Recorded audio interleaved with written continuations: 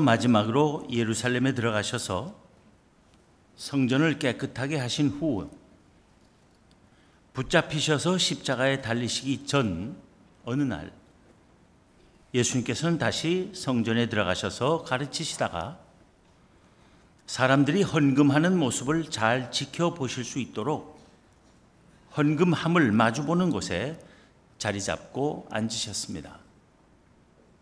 뭔가 의도하신 바가 있었음을 느끼게 합니다. 예수님께서 성전을 깨끗하게 하셨다 할 때에 그 성전은 이방인의 뜰을 말하는 것이었다면 여기서 말하는 성전이란 이방인의 뜰보다 더 안쪽에 있는 여인들의 뜰을 가리키는 것입니다. 거기 한 여인이 들어와 헌금을 했다는 것을 보면 유대인 남자들만 들어갈 수 있는 이스라엘의 뜰은 아니었을 것입니다. 예수님께서는 거기서 여러 부자가 많은 헌금을 하는 것을 보셨습니다. 그리고 한 가난한 과부도 와서 헌금을 하는 것을 보셨습니다. 그런데 그 여인이 한 헌금은 2렙돈, 곧 한 고들란트였습니다. 렙돈은 예수님 당시 로마 제국의 동부 지역이었던 팔레스타인에서 통용되는 동전 중 가장 작은 것이었습니다. 렙돈은 로마 제국의 서부 지역에서는 사용되지 않았습니다. 그래서 오늘 본문이 들어있는 복음서의 기자는 2렙돈의 가치가 어느 정도 되는지를 서부에서 사용되던 화폐인 고들란트로 다시 언급한 것입니다. 즉 2렙돈은 한 고들란트와 맞먹는 가치가 있었다는 것입니다.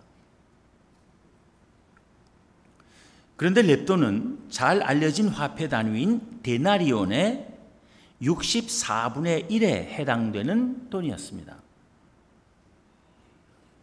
한 데나리온은 대체로 한 근로자의 하루 임금에 해당하는 돈이었습니다. 평균적으로 4식구가 한 가정의 하루 생활비에 상응하는 돈이었습니다. 계산을 쉽게 해보기 위해서 한 데나리온을 오늘날 우리 돈으로 10만 원으로 잡는다면 그 당시에 한 렙돈은 약 1,500원 정도가 되었을 것입니다. 10만 원의 64분의 1은 정확히 1,562원 50전입니다. 제가 계산을 다 해봤어요. 1,562.5 되니까 딱 떨어져요. 그러니까 2렙돈이면 그저 한 3,000원 정도였다고 할 수 있습니다. 물론 한 근로자의 하루 임금을 5만 원으로 잡는다면 2렙돈의 가치는 1,500원으로 작아질 것입니다. 그러니까 라면 2봉지 정도밖에 살 수 없는 돈이었다고 할 수 있습니다. 그런데 그 과부의 헌금하는 모습을 보신 예수님께서는 제자들을 부르시고는 뜻밖의 말씀을 하신 것입니다. 내가 진실로 너희에게 이르노니 이 가난한 과부는 헌금함에 넣는 모든 사람보다 많이 넣었도다. 여러 부자가 헌금을 많이 하는 것을 보셨다 했어요. 그럼에도 불구하고 2렙돈을 헌금함에 넣은 그 과부를 가리키면서 저 여인이 다른 많은 사람들보다 더 많이 헌금했다고 말씀하신 것입니다. 그리고는 그렇게 말씀하시는 이유를 설명하셨습니다. 앞서 헌금한 부자들은 다 풍족한 가운데서 헌금을 했지만 그 과부는 가난한 가운데서 자기의 모든 소유, 곧 생활비 전부를 넣었기 때문이라는 것이었습니다. 예수님께서는 지극히 적은 돈을 헌금으로 바친 그 과부가 다른 어떤 부자보다도 헌금을 많이 했다고 말씀하신 것입니다. 왜냐하면 부자들은 넉넉히 살면서 남아도는 돈에서 헌금을 했지만 그 과부는 자기가 살기에도 모자라는 가운데서 가진 모든 것을 다 털어 헌금함에 넣었기 때문이라는 것입니다. 그 과부는 자기의 생활비 전부를 헌금함에 넣었고 그것은 그녀의 모든 소유였다는 것은 그녀에게는 그날 먹고 살 돈 외에는 일체의 여윳돈이나 저축이나 비상금이나 여차하면 처분할 수 있는 부동산이나 채권이나 주식 같은 거 아무것도 없었다는 말입니다.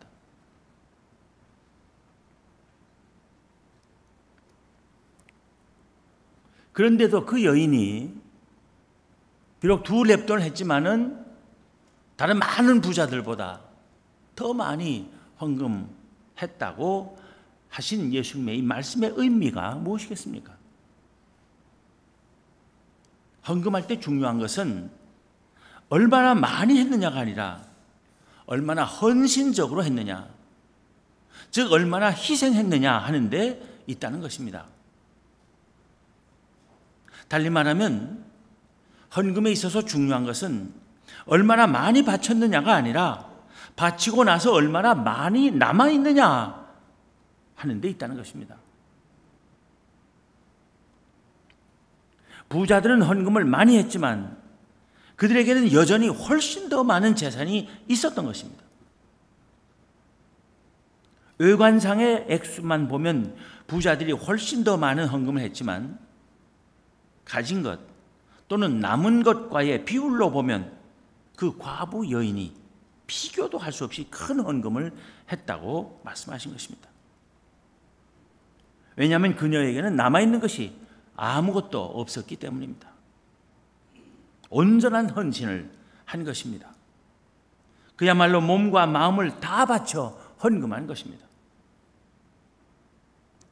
예수님께서 일부러 헌금함 맞은편에 앉으셔서 사람들의 헌금하는 모습을 지켜보시다가 한 과부가 헌금하는 것을 보시고는 제자들을 부르셔서 말씀하신 것은 이 가르침을 주시기 위하여 의도적이고 계획적으로 기회를 엿보신 것임을 알 수 있습니다. 생활비 전체, 곧 모든 소유를 바친 그 여인의 행동은 대책 없이 무모한 것으로 여겨질 수도 있습니다. 그러나 그녀의 그 행위는 하나님에 대한 그녀의 절대적 신뢰를 증명하는 것입니다. 그 여인은 자기의 생활비 전부를 헌금함에 넣으며 그냥 세상을 하직하려고 한 거 아닙니다. 죽기로 작정하고 헌금한 거 아니에요. 그 여인은 자기네 생활비 전부를 헌금함에 넣으면서 그리고 나서 어찌 살 것인가 하는 염려를 전적으로 하나님께 맡겼던 것입니다. 그때까지 지켜주시고 살게 해주신 하나님의 은혜에 감사하며 그 하나님께서 또 계속해서 책임지시고 먹고 살 수 있게 해주실 것을 전혀 의심하지 않으며 자기에게 있는 것으로 하나님께 바칠 수 있는 것을 온전히 바치기를 기뻐하는 믿음의 모습을 보여준 것입니다. 하나님께서는 우리가 바치는 헌금의 액수를 보시지 않고 많든 적든 물질을 바치는 우리의 마음을 보신다는 사실을 예수님께서는 그 과부의 예를 들어 가르치려 하신 것입니다. 새 성전 건축을 위하여 헌금을 작정하는 우리에게서도 하나님께서는 그 액수보다 우리의 헌신하는 마음, 희생하는 마음, 철저히 하나님을 의지하며 삶의 염려를 온전히 하나님께 의탁하는 마음을 더 기뻐하신다는 것을 깨우쳐주는 말씀입니다. 작년에 우리 태국 선교사이신 김장원 목사님이 전해주신 일화를 그때 수요일에 설교를 하셔서 많은 분들이 못 들으셨기 때문에 제가 다시 한번 옮깁니다. 그때 들은 이야기를. 현대판 신데렐라 이야기 같은 실화입니다. 태국의 북부 우리 교회의 메수어이 한테 기독교 교육센터가 있는 치앙라이 주의 어느 시골 마을에 조그만 교회가 하나 있었습니다. 이 교회에는 20여 명의 성도가 있었고 대부분이 어린아이였지만 담임 전도사와 함께 아주 은혜롭게 신앙생활을 하고 있던 교회입니다. 그런데 그 교회 예배당이 너무 낡아 비가 올 때면 지붕에서 주룩주룩 빗물이 떨어져 예배를 드릴 수 없었습니다. 전도사는 성도들과 회의를 하여 예배당을 신축하기로 결정했습니다. 그러나 갑자기 전도사가 다른 교회로 사역지를 옮기게 되어서 예배당을 신축하는 일이 막막해졌습니다. 그런데 주로 어린아이들로 이루어진 이 교회 성도들 가운데 17살 먹은 소녀가 있었습니다. 그 소녀는 교회 학교 교사이기도 했습니다. 아이들을 데리고 기도회도 하고 매일 아침 성전에 가서 기도하는데 새 예배당을 건축하게 해주세요 하며 기도했습니다. 매일같이 기도하던 어느 날 그 소녀는 하나님으로부터 네가 하라 하는 음성을 들었습니다. 처음에는 무심코 지나쳤지만 기도할 때마다 새 예배당을 짓게 해달라고 기도할 때마다 네가 하라 하는 음성이 마음에 들리곤 했습니다. 그 소녀는 저는 할 수 없잖아요. 나이도 어리고 돈도 없고 배운 것도 없고 힘도 없잖아요. 하고 싶지만 제가 어떻게 합니까? 하며 하나님께 항변을 했습니다. 그러던 어느 날 신문을 보는 중에 눈을 삽니다 하는 광고가 나와 있는 것을 보았습니다. 처음에는 생각 없이 지나쳤는데 다시 그 광고를 보게 되어 자세히 읽어보니 어느 안과 병원에서 눈을 산다는 광고였습니다. 그때 그 소녀의 마음에 새 예배당 건축 내가 하라 하는 생각이 들어서 며칠 기도 끝에 결심하고 읍내에 있는 그 병원을 찾아갔습니다. 의사를 만나 눈을 팔기 위해 왔다고 하니까 의사가 깜짝 놀라면서 어떻게 그렇게 예쁜 어린 소녀가 눈을 팔려고 하지? 하며 물었습니다. 그 소녀는 교회 예배당을 건축하기 위해 돈이 필요해서 그런다고 대답했습니다. 그러자 그 의사는 더 놀라며 묻기를 도대체 교회라는 것이 무엇인데 눈까지 팔아서 예배당을 건축해야 되냐 하며 한 주간 시간을 줄 터이니 다시 생각해 보고 그래도 정말 눈을 팔 것이라면 그때 다시 오라고 하며 돌려보냈습니다. 의사는 그 소녀를 돌려보내고는 그때까지 전혀 알지 못하고 지내온 교회라는 것에 대한 궁금증이 일어났습니다. 그래서 수소문해서 멀리 있는 한 교회를 찾아가 목사를 만나고 교회에 대하여 물어보았습니다. 도대체 교회라는 데가 뭐 하는 데입니까? 그 의사의 방문과 질문을 받은 목사는 교회에 대하여 자세히 설명하면서 예수님에 대해서 죄와 복음과 영생과 천국 등에 관해 말해주게 되었습니다. 그 이야기를 듣는 가운데 하나님의 은혜로 그 의사는 교회에 대한 관심을 갖게 되었습니다. 일주일 후에 그에게 눈을 팔려왔던 소녀가 다시 찾아왔습니다. 의사가 그 소녀에게 아직도 눈을 팔아서 예배당을 건축할 생각을 바꾸지 않았니? 하고 다시 물었습니다. 그 소녀는 그렇다고 대답했습니다. 그러자 그 의사가 소녀에게 말하기를 눈은 팔지 않아도 된다 하면서 그 교회 예배당을 자기가 지어주겠다고 했습니다. 그래서 그 동네에 새 예배당이 건축되었고 그 의사도 예수 믿는 신자가 되었습니다. 그는 땅 위에 교회당 하나 세워주고 자기를 위한 천국에 집을 지었습니다. 그뿐이 아닙니다. 그 의사는 그 소녀를 자기 집에 데려가서 학비와 생활비를 다 대주며 대학 공부까지 시켰습니다. 그리고 나중에는 그 소녀가 그 의사의 아들과 혼인해서 지금 아주 행복하게 살고 있다고 합니다.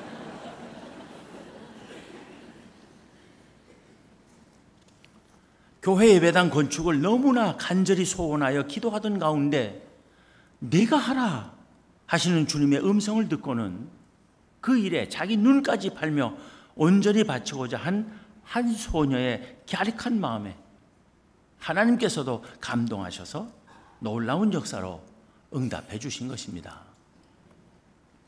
동화 같은 이야기지만 실제로 있었던 일입니다.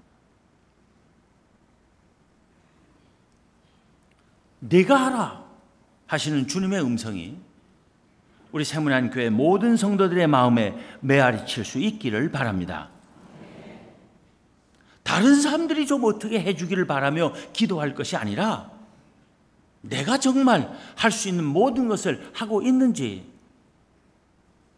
내가 진정 온전히 바치고 있는지, 사실은 바치려면 바칠 수 있는 것이 얼마든지 있지만 이런 염려 저런 염려 때문에 또는 이런 계산 저런 계산 하느라고 아직도 움켜쥐고 내놓을 생각을 하지 않고 있는 나는 아닌지를 하나님 앞에 진실하게 돌아보는 우리 모두가 되기를 바랍니다.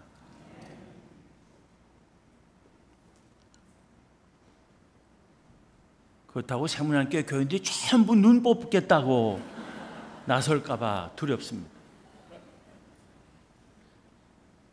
그런 일은 없기를 바랍니다. 우리의 새 성전 건축은 하나님께서 하시려면 얼마든지 하실 수 있는 일입니다. 하나님께서 당신의 전을 지으시는데 돈이 모자랄 일이 어디 있겠습니까? 근데 그 새 성전은 우리가 쓸 성전이니까 하나님께서 우리가 얼마나 최선을 다해 기쁨으로 바치는지를 보고 계신 것입니다. 우리가 할 수 있는 모든 것을 다 하기만 하면 그러고 나서 모자란 것은 그것이 얼마가 되든지 하나님께서 다 해결해 주시리라 믿습니다.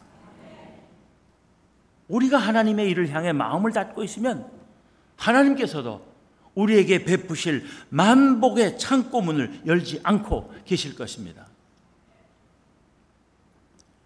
이제는 때가 되었습니다. 우리가 얼마나 온전히 바치느냐를 보시며 상상도 못하게 베푸실 하나님의 놀라운 은혜를 받아 누릴 영광스러운 기회를 흘려보내는 교우들 한 사람도 없기를 바랍니다.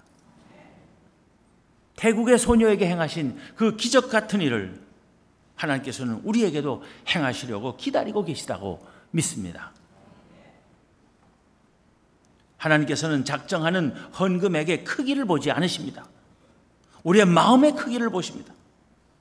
하나님의 일을 위해 헌신하려고 하는 우리의 마음의 크기입니다. 하나님의 영광을 위해 우리가 감당하고자 하는 희생의 크기입니다. 우리의 삶의 염려를 온전히 하나님께 맡기는 신뢰의 크기입니다. 예수님께서는 일부러 성전 안 헌금함 맞은편에 앉으셔서 헌금하는 모든 사람을 유심히 지켜보셨습니다. 부자들도 보시고 과부 여인도 보셨습니다. 그들이 각각 헌금을 얼마나 하는지 훤히 알고 계셨습니다. 그래서 겉으로 보기에는 부자들이 많이 하는 것 같았지만 사실은 2렙돈밖에 헌금함에 넣지 못한 여인이 그 누구보다도 헌금을 많이 했다고 말씀하신 것입니다.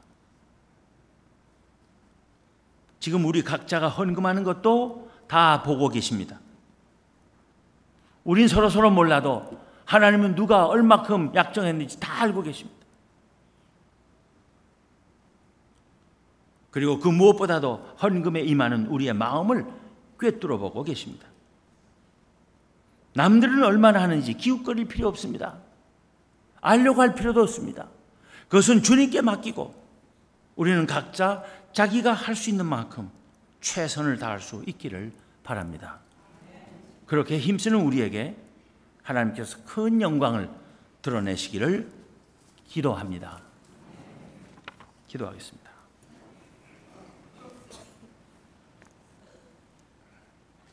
하나님 감사합니다. 저희에게 새 성전을 건축할 이유를 주시고 또 새 성전을 건축하고자 하는 마음을 갖게 하시며 오늘날까지 그 준비를 찬찬히 행해 올 수 있게 하여 주신 은혜를 감사합니다. 그동안 새 성전 건축을 위해서 여러 가지 난관이 있었고 또 가장 어려운 문제도 있었지만 다 해결되게 하여 주신 것 감사합니다.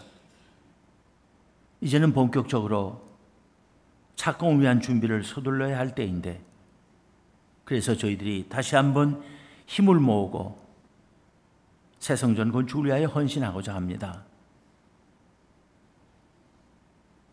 다 어려운 경제 여건 가운데 있지만 하나님께 모든 염려를 맡기고 하나님의 영광을 위하여 할 수 있는 만큼 온전히 헌신하는 저희 모두가 되게 하여 주시옵소서. 그래서 하나님께서 놀랍게 베푸시는 은혜를 다시 한번 감격스럽게 체험하는 놀라운 역사가 있게 하여 주옵소서. 하나님께서 지으실 그 새 성전이 하나님의 영광을 크게 드러내며 모든 사람에게 큰 기쁨이 되게 하여 주시옵소서. 이 새 성전 건축을 통하여 세문안교회 온 성도들이 한 마음 한 뜻이 되게 하시고 더욱 열심히 기도하며 하나님의 행하신 그 놀라운 사역에 동참하게 하여 주옵소서. 우리 주님 예수 그리스도 이름으로 기도하옵나이다. 아멘.